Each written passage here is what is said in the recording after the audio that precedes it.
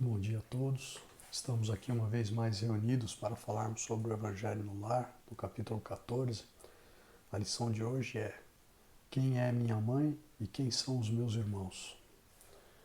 Antes de nós fazermos então a nossa leitura e os nossos comentários, nós vamos fazer aqui a nossa elevação. A elevação de hoje vai em favor de todos aqueles que estão pensando no suicídio. E vamos então, nesse momento, nos conectar firmemente ao nosso anjo da guarda, esse amigo de todas as horas. Vamos pedir-lhe que ele se aproxime de nós, nos trazendo boas energias, boas vibrações, que nós possamos tomar as melhores resoluções para as nossas vidas, para os nossos caminhos espirituais, sempre com o auxílio desse irmão incansável. E vamos assim nos dirigindo à presença de Ismael, o anjo protetor do Brasil, agradecendo a ele, pedindo a ele que o Evangelho seja trazido na nossa vida em todos os momentos, que ele seja o nosso norte, o nosso guia, que nós possamos trabalhar por nos melhorarmos em cima deste diploma de ensinamento. E vamos nos dirigindo assim à presença de Paulo de Tarso e Maria de Magdala, nossos exemplos de reforma íntima. A esses amigos nós pedimos que nos inspirem no bem, na caridade e na bondade, na modificação do nosso interior, do nosso íntimo para melhor. E vamos assim nos dirigindo à presença da Mãe Santíssima Maria de Nazaré, Mãe.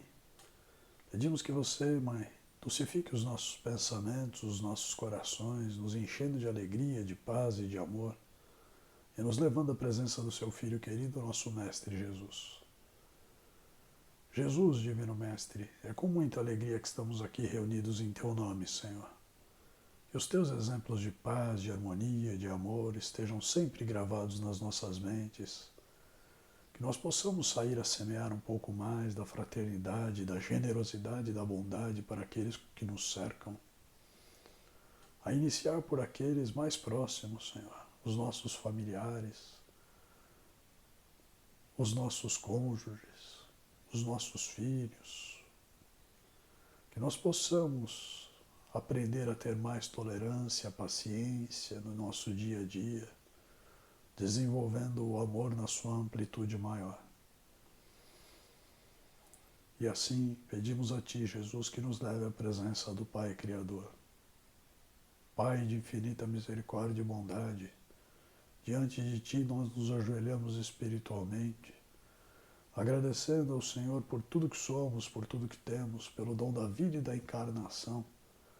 Agradecemos, Pai, por estarmos bem, com saúde, por estarmos aqui nesse momento de aprendizado terreno. Que Tu nos sustente, Senhor, durante a nossa jornada terrena. De modo que Te louvamos, Pai, com a prece: Pai nosso que estais no céu, santificado, Senhor, e glorificado seja o vosso santo nome. E venha a nós, Pai, o Teu reino, e seja feita, Senhor, Sua santa vontade, assim na terra como nos céus. O pão nosso de cada dia que nos dai hoje e sempre. Perdoa, Pai, as nossas dívidas, assim como nós perdoamos aos nossos devedores. E não nos deixeis, Senhor, cair em tentação, mas livra-nos, Pai, de todo o mal, porque vosso é o reino, é o poder e a glória, por toda a eternidade, Senhor. E vamos assim, elevados que estamos, e agradecidos à espiritualidade, pedir que uma luz muito intensa de paz, de amor, de harmonia, desça e envolva o coração de todos os nossos irmãos que pensam no suicídio. Pai, que os nossos irmãos possam ser socorridos pelos seus mentores, seus guias e protetores individuais, que possam sentir pulsar em seus corações o amor de Jesus, que possam deixar de lado este ato tão terrível para consigo mesmo, aproveitando esta oportunidade de encarnação e de aprendizado terreno. Para todos aqueles, Senhor, que ainda assim não resistirem às durezas da vida terrena, à solidão, ao abandono, que possam, Pai, por acréscimo de sua misericórdia, serem levados para colônias de refazimento e de regeneração, onde possam ser tratados, regenerados e preparados, Senhor, para novas oportunidades na carne. Com a graça de Deus e de Jesus, iniciamos o nosso Evangelho. Graças a Deus. Bom, então a lição de hoje do Evangelho, no capítulo 14, é quem é minha mãe e quem são meus irmãos. E diz o seguinte: e tendo chegado à casa, nela se reuniu uma tão grande multidão de povo que não podiam mesmo tomar seu alimento. Seus parentes, tendo sabido disso, vieram para se apoderarem dele, porque diziam que ele havia perdido o espírito. Entretanto, sua mãe e seus irmãos, tendo vindo e ficando do lado de fora, o mandaram chamar. Ora, o povo estava sentado ao seu redor e lhe disse: vossa mãe e vossos irmãos estão lá fora, vos chamando. Mas ele lhes respondeu: quem é minha mãe e quem são meus irmãos? E olhando aqueles que estavam sentados ao seu redor, eis, disse, minha mãe e meus irmãos, porque quem faz a vontade de Deus, este é meu irmão, minha irmã e minha mãe. São Marcos, capítulo 3, versículos 20 a 21, 31 a 35 e São Mateus, capítulo 12, versículos 46 a 50.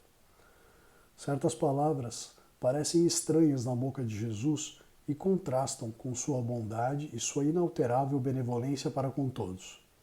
Os incrédulos não deixaram de fazer disso uma arma, dizendo que ele próprio se contradizia. Um fato irrecusável é que sua doutrina tem por base essencial, por pedra angular, a lei de amor e de caridade. Ele não podia, pois, destruir de um lado o que estabelecia de outro, de onde é preciso tirar esta consequência rigorosa de que certas máximas estão em contradição com o princípio. É que as palavras que lhe se atribuem foram mal expressadas, mal compreendidas ou não são deles. Admira-se, e com razão, ver nesta circunstância Jesus mostrar tanta indiferença para com seus parentes e, de alguma sorte, renegar sua mãe. No que tange a seus irmãos, sabe-se que não tiveram jamais simpatia por ele. Espíritos pouco avançados não tinham compreendido a sua missão. Sua conduta, a seus olhos, era bizarra, e seus ensinamentos não lhes haviam tocado, uma vez que não houve nenhum discípulo entre eles. Parecia mesmo que partilhavam, até certo ponto, das prevenções dos seus inimigos. É certo, de resto, que o acolhiam mais como estranho do que como irmão, quando ele se apresentava na família. E São João disse, positivamente, que não acreditavam nele. São João, capítulo 7, versículo 5. Quanto à sua mãe, ninguém poderia contestar sua ternura por seus filhos, mas é preciso convir que também ela não parecia ter feito uma ideia muito justa da sua missão, porque não se a viu jamais seguir seus ensinos, nem lhe prestar testemunho, como fez João Batista. A solicitude maternal era nela o sentimento dominante. A respeito de Jesus, supor-lhe ter renegado sua mãe seria desconhecer seu caráter. Um tal pensamento não poderia animar aquele que disse: honrai a seu pai e a vossa mãe. É preciso, pois, procurar um outro sentido para essas palavras, quase sempre veladas sob a forma alegórica. Jesus não negligenciou nenhuma ocasião de dar um ensino. Tomou, pois, a que lhe oferecia a chegada de sua família para estabelecer a diferença que existe entre o parentesco corporal e o parentesco espiritual. Bom, essa primeira parte da lição ela é complementada depois por uma segunda parte, que é o parentesco corporal e o parentesco espiritual.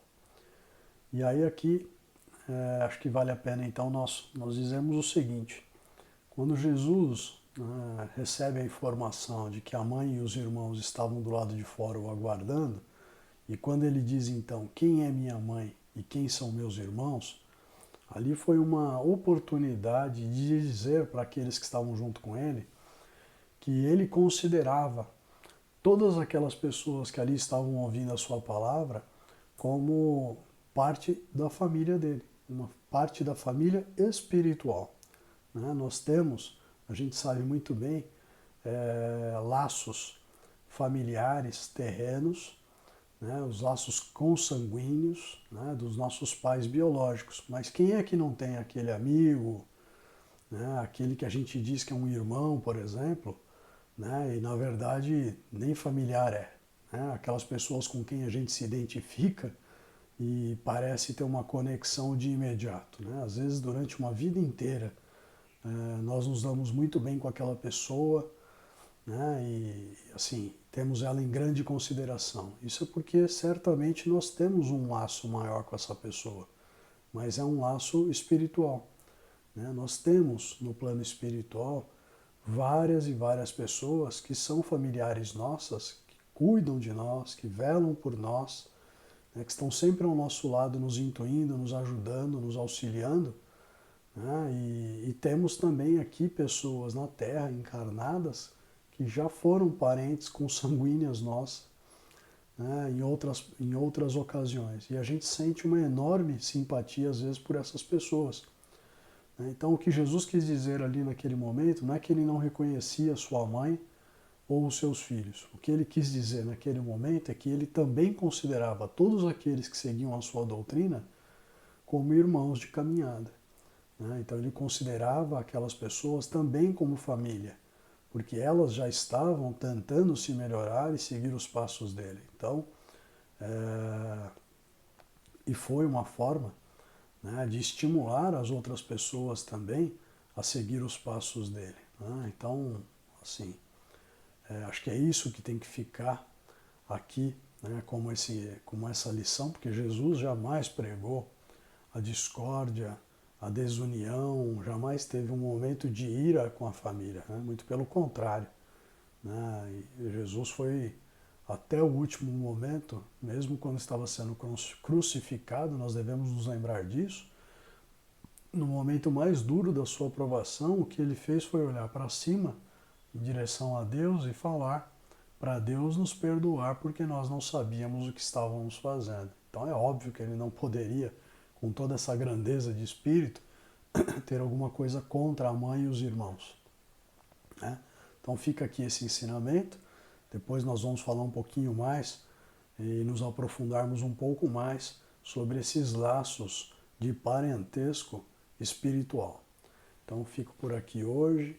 Tenhamos todos uma ótima semana. Graças a Deus e a Jesus.